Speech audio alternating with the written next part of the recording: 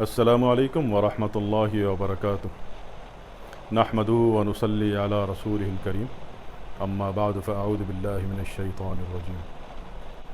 میرے تمام بھائیوں کو، بہنوں کو، تمام ویورز کو میری طرف سے سلامتی کی دعا ہے، اور اللہ کرے آپ سب ٹھیک ہوں، خوش ہوں، خوشحال ہوں، خیریت سے ہوں۔ اللہ رب العزت عافیت والی زندگی عطا فرمائے، آمین۔ بہت سارے سوالات مختلف قسم کے میرے پاس آ رہے ہیں، اور اس میں سوالات میں نے مرتب کر لیے ہیں۔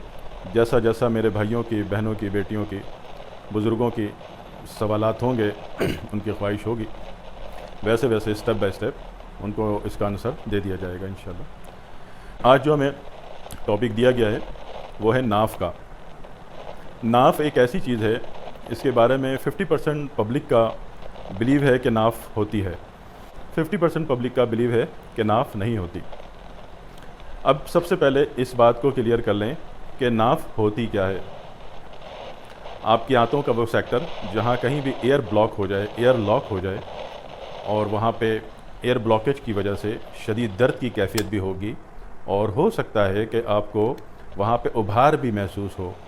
اکثر اوقات ناف کے ہٹ جانے، ٹل جانے کی کیفیت میں ابھار اتنا بھی ہوتا ہے کہ اس کو ہرنیا سمجھ لیا جاتا ہے، جو کہ ایک الگ چیز ہے، اور ناف کے باضابطہ پھولنے کی کیفیت ہے، جبکہ محض ناف کا ٹلنا، اتر جانا، ہٹ جانا، یہ تینوں باتیں ایک ہی کیفیت پہ جاتی ہیں۔ تو ایسی صورت میں ایک مرض تین علاج، ٹھیک ہے۔ اس کیفیت میں سب سے پہلے تو آپ کے پاس اجوائن دیسی ہونی چاہیے، اور پسی ہوئی، انتہائی باریک پسی ہوئی، اور ہم وزن کالا نمک یا لال نمک، ٹھیک ہے۔ کالا نمک بھی پنساری سے مل جاتا ہے، لال نمک بھی پنساری سے مل جاتا ہے۔ دونوں میں سے کوئی بھی نمک ہم وزن، جیسے مثال کے طور پر آپ نے 100 گرام اجوائن دیسی انتہائی باریک پسی ہوئی لی ہے، تو اسی میں 100 گرام کالا نمک یا لال نمک ملا کے دوبارہ انتہائی باریک ترین پیس لیں، ٹھیک ہے۔ یہ دوا آپ کی تیار ہو گئی۔ سفید نمک یا آیوڈین والا نمک یا سمندری نمک کسی بھی صورت میں نہیں ملانا ہے، کیونکہ سفید نمک سے، آیوڈین والے نمک سے، سمندری نمک سے بی پی کے ہائی ہونے کا خطرہ ہو سکتا ہے۔ لہٰذا لال نمک ملائیے گا یا پھر آپ کالا نمک ملائیے گا۔ کالے نمک کو پنساری کی زبان میں سلیمانی نمک کہتے ہیں، اور لال نمک کو پنساری کی زبان میں پنک سالٹ کہتے ہیں، ٹھیک ہے۔ تو یہ دونوں چیزیں آپ نے ہم وزن ملا لی، اجوائن دیسی اور لال نمک یا کالا نمک، ٹھیک ہے۔ جن افراد کو بھی ناف کے ٹلنے کی شکایت ہے، وہ اس کی ایک چٹکی یعنی کہ چائے کے سب سے جو چھوٹا چمچ ہوتا ہے وہ چائے کا چمچ کہلاتا ہے، اور اس کا کوارٹر چمچ، یہ کوارٹر چمچ منہ میں رکھیں، پانی پلا دیں۔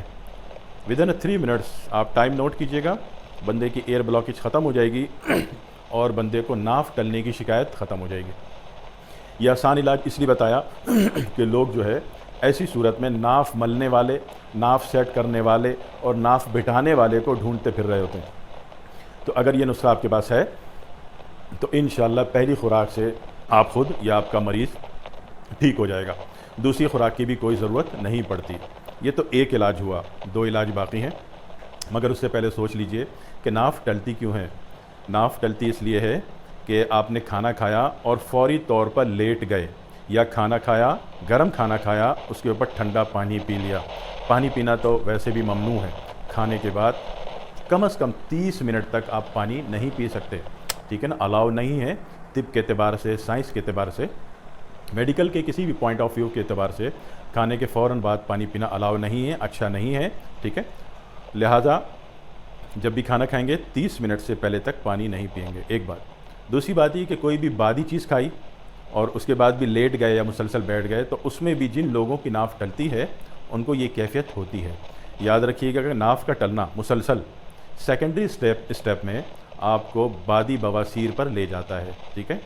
جہاں مڈ سیکشن میں ایئر بلاک ہو رہی ہے، وہی ایئر بلاک اگر اینڈ سیکشن پر ہو جائے تو آپ اس کو بادی بواسیر کہتے ہیں، ٹھیک ہے۔ یہ تو ہو گئی احتیاط۔ ایک علاج میں نے آپ کو بتا دیا دوا والا۔ دوسرا علاج فزیکل ہے، وہ یہ ہے کہ اپنے پیشنٹ کو الٹا لٹا دیجئے، اور الٹا لٹانے کے بعد اس کی ایک ٹانگ پیچھے سے موڑیے، کمر پہ لگائیے، کولے پہ لگائیے، ہپ پہ لگائیے، اور 21 تک گنتی گنیے اور چھوڑ دیجئے۔ اس کے بعد دوسری ٹانگ موڑیے، فولڈ کیجئے، اس کو بھی کولے پہ، ہپس پہ، کمر پہ لگائیے، اور 21 تک گنتی گنیے اور چھوڑ دیجئے، ٹھیک ہے۔ پھر اس کے بعد دونوں ٹانگیں فولڈ کیجئے اور دونوں ٹانگیں پیشنٹ کی ہپس پر، کولے پر، کمر پہ لگائیے اور 21 تک گنتی گنیے، چھوڑ دیجئے، ٹھیک ہے؟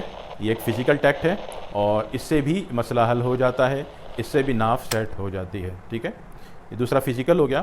تیسرا ایک طریقہ ہوتا ہے روحانی علاج۔ روحانی علاج کرنے کی جہاں ضرورت آپ کو محسوس ہو جائے، وہاں پہ آپ نے صرف اور صرف بندے کو بولیں کہ دونوں ہاتھوں کی مٹھیاں بند کرے اور زور سے بند کرے، زور لگا کے رکھے۔ اتنی دیر میں آپ سورہ فاتحہ 7 دفعہ پڑھ لیجئے۔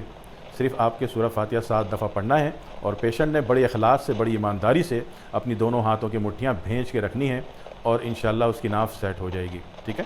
یہ 3 طریقے تھے ناف ٹلنے کے، جس کے لیے پبلک، ہماری قوم بہت پریشان رہتی تھی، بہت پریشان ہوتی ہے، مختلف طریقے ڈھونڈتی ہے، تو اس لیے میں نے 3 مختلف طریقے بتا دیے۔ اللہ تعالیٰ آپ کو جو طریقہ آسان کرائے، جو طریقہ آپ کو ایزی فیل ہو، آسان محسوس ہو، آپ اس طریقے پر عمل کر لیجئے گا، ٹھیک ہے؟ مجھے امید ہے کہ آج کی یہ ویڈیو آپ کو ضرور پسند آئی ہوگی انشاءاللہ تعالیٰ، اس لیے کہ اس میں ایک مسئلے کا 3 حل بتایا گیا ہے تاکہ ایزیلی آپ کو جو آسان ہو آپ نے وہ کرنا ہے، ٹھیک ہے؟ دعاؤں میں یاد رکھیے گا اور اپنے اہل و عیال کا، اپنے گھر والوں کا، اپنے قریبی لوگوں کا خیال رکھیے گا۔ اور دوسری بات، ان تمام احتیاط اور علاج کے بعد مسئلہ یہ ہوتا ہے کہ مسئلہ ایسا حل ہو جائے کہ دوبارہ نہ ہو۔